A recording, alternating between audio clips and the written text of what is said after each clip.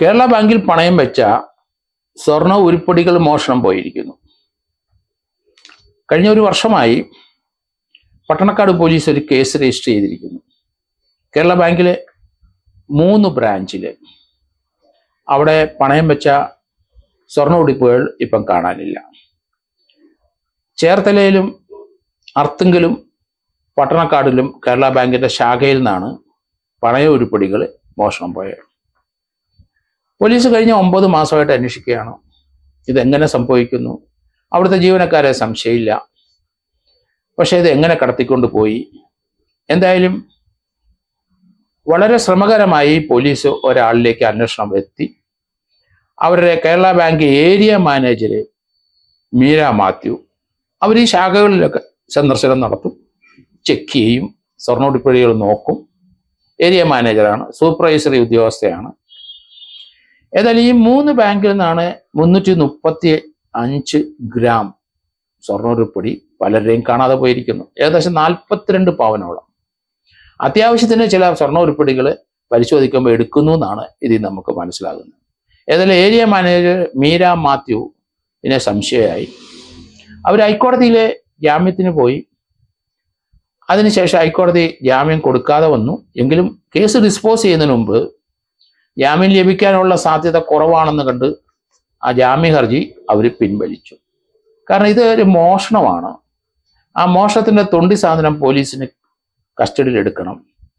അതുകൊണ്ട് സാധാരണ അടിപിടിക്കൊക്കെ പോകുന്ന പോലെ അങ്ങനെ നമ്മൾ ജാമ്യത്തിന് ഹൈക്കോടതി പോയാൽ ഇതങ്ങനെ ഇതിൻ്റെ വസ്തുതകൾ മനസ്സിലാക്കി കഴിഞ്ഞാൽ ഹൈക്കോടതി ജാമ്യം കൊടുക്കില്ല. കാരണം പല ആൾക്കാരുടെ സ്വർണ്ണ ഉരുപ്പടി പോയി. പോലീസിന്റെ അന്വേഷണത്തിൽ ഏകദേശം ഇവരിലേക്ക് അന്വേഷണം വന്നു. ഇവരെ സംശയമായി. 9 മാസത്തോളം ഇവരെ സംശയിച്ചതിനെ പോലീസ് നിന്നു. കൂടുതൽ അന്വേഷിച്ചു. പട്ടണക്കാട് പോലീസ് ഏതായാലും ഇവരെ തന്നെ പ്രതിയാക്കും എന്ന് മനസ്സിലായി. എന്തായാലും തന്മയത്തമായി അവരുടെ വക്കീൽ പറഞ്ഞിട്ടാവണം ഹൈക്കോടതി കൊടുത്ത മുൻകൂർ ജാമ്യാപേക്ഷ പിൻവലിച്ചു. കാരണം കോടതിയിൽ നിന്ന് പോയാൽ അത് കുറച്ച് കോടതി ഡയറക്ഷൻ കൊടുത്തു കഴിഞ്ഞാൽ അത് വലിയ ദൂഷ്യം ചെയ്യും.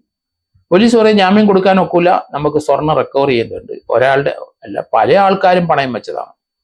42 പവനാകുമ്പം ചില ആൾക്കാർ 5 പവന് 6 പവന് 8 പവനൊക്കെ ആയിരിക്കും വെക്കുന്നത്. കസ്റ്റമേഴ്സ് കൂടുതലാണ്. അപ്പം ബാങ്കിലെ നമ്മൾ ഡിപ്പോസിറ്റ് ഇട്ട കേരളത്തിലെ പല ബാങ്കുകളും കോപ്പറേറ്റീവ് ബാങ്കിൽ നിന്നൊക്കെ പലരുടെയും കുടുംബം വിറ്റ് അല്ലെങ്കിൽ വീടും ഒക്കെ വിറ്റ് ഇട്ട പൈസ മുഴുവൻ അടിച്ചു മാറ്റിയത് അവിടുത്തെ ജീവനക്കാർ പലരെയും ED അവരുടെ പുറകെ നടക്കുന്നു. പലരും കോടിക്കണക്കിന് രൂപ ബാങ്ക് ഡിപ്പോസിറ്റ് പലരിൽ നിന്നും ഉണ്ടായിരുന്നത് മുഴുവൻ അടിച്ചു മാറ്റി. അവരുടെ ഭാര്യമാരും മക്കളും ഒക്കെ ആ പണം കൊണ്ട് ആഹ്ലാദിച്ച് ലക്ഷറി ലൈഫ് നടത്തിയത് നമ്മൾ കണ്ടു. കരുവന്നൂർ ബാങ്ക് തട്ടിപ്പ്, കണ്ടല ബാങ്ക് തട്ടിപ്പ്, നമുക്ക് പറയാൻ ധാരാളം ബാങ്ക് തട്ടിപ്പുകളുണ്ട്. കേരള ബാങ്കില് വളരെ സേഫായിട്ട് നിൽക്കുകയാണ് എന്ന കരുതി അവിടെയും തട്ടിപ്പ് തുടങ്ങി, അല്ലെങ്കിൽ തട്ടിപ്പുണ്ട് എന്നാണ് ഇതിൽ നിന്ന് മനസ്സിലാകുന്നത്. മീര മാത്യുവിനെ ഏതായാലും ഇന്നലെ പട്ടണക്കാട് പോലീസ് അറസ്റ്റ് ചെയ്തു. അവരെ ഇനി പോലീസ് കസ്റ്റഡി വാങ്ങും. ഈ സ്വർണം എവിടെ കൊടുത്തു, എവിടെ വിറ്റു, അവിടുന്ന് റിക്കവർ ചെയ്യേണ്ടി വരും. ഏതായാലും സ്ത്രീകളും പുരുഷന്മാരുടെ ഒപ്പം ക്രൈം ചെയ്യാൻ തയ്യാറായിരിക്കുന്നു. ക്രൈം ചെയ്ത് വരുന്നു എന്ന് കാണുന്നത് നമ്മൾ മനസ്സിലാക്കണം. സന്തോഷമുള്ള ഒരു കാര്യമായിട്ട് എൻ്റെ വായു വന്നതെങ്കിലും സന്തോഷമുള്ള കാര്യമല്ല. പുരുഷനായാലും സ്ത്രീയായാലും മോഷണത്തിന് കൂട്ടുനിൽക്കരുത്, മോഷണം നടത്തരുത്. ഇപ്പം അതുപോലെ ചീറ്റിങ് നടത്തരുത്. കേരളത്തിൽ പൊതുവെ ആൾക്കാരുടെ മൈൻഡ് മുഴുവൻ മാറി. കഴിവുള്ളിടത്തോളം പണം കവർന്നെടുക്കുന്ന മാർഗങ്ങളെ പറ്റിയാണ് എല്ലാവരും ചിന്തിക്കുന്നത്. അധ്വാനിക്കാൻ കഴിയില്ല. അതുകൊണ്ട് കാരണം അതുകൊണ്ട് തന്നെയാണ് മീര മാത്യു എന്ന് പറഞ്ഞാൽ 44 വയസ്സുകാരിയാണ്. അവര് ഏരിയ മാനേജരാണ്, നല്ല ശമ്പളം വാങ്ങുന്നവരാണ്. പക്ഷെ പണത്തിന് ലക്ഷറി ലൈഫിന് ആവശ്യമുണ്ടാവും. അതുകൊണ്ടാണ് വല്ലവരുടെയും പണം മോഷ്ടിച്ചിട്ട് പോകുന്നത്. ഏതായാലും പട്ടണക്കാട് പോലീസിനെ അഭിനന്ദിക്കുന്നു. കാരണം അവർ 9 മാസമായിട്ട്, കാരണം ഒരു ഏരിയ മാനേജറിലേക്ക് അന്വേഷണം വരുന്നത് വളരെ ചുരുക്കമാണ്. കാരണം ബാങ്കിലെ സ്റ്റാഫ് തന്നെയായിരിക്കും എടുത്തെന്നുള്ള പ്രാഥമികമായ ഒരു നിഗമനത്തിലായിരിക്കും അന്വേഷണം മുന്നോട്ട് കൊണ്ടുപോകുന്നത്. പക്ഷേ അവരുടെ അന്വേഷണം മികവുറ്റതാണ്. അതുകൊണ്ടാണ് പതുക്കെ ഏരിയ മാനേജറാണ് ഈ 3 ബാങ്കുകളിലും വിസിറ്റിന് വരുന്നത്.